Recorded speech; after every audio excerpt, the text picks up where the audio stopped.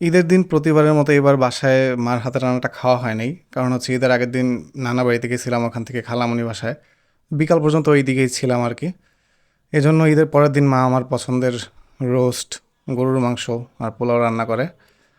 একটা গ্লাসে একটু মজু আর লাস্সি নিয়ে খাওয়ার জন্য বসে পড়লাম। আর মার হাতের রান্নার কথা আসলে কিছু বলার নাই, কারণ এটা হচ্ছে আমার সবচেয়ে কমফোর্ট ফুড। আর মার এই রোস্টটা, এই রোস্টের মশলাটা, রোস্ট, এটা আমার কাছে সবসময় বেস্ট লাগে। মা একদম প্রতিবারই পারফেক্টলি রোস্টটা বানায় একদম। এটা আমার খুবই ফেভারিট একটা খাবার। আর রোস্টের সাথে মশলা দিয়ে প্রথমে একটু খাইলাম, এরপরে মা গরুর মাংস উঠাই দিল। গরুর মাংসটা খুবই মজা হয়েছিল।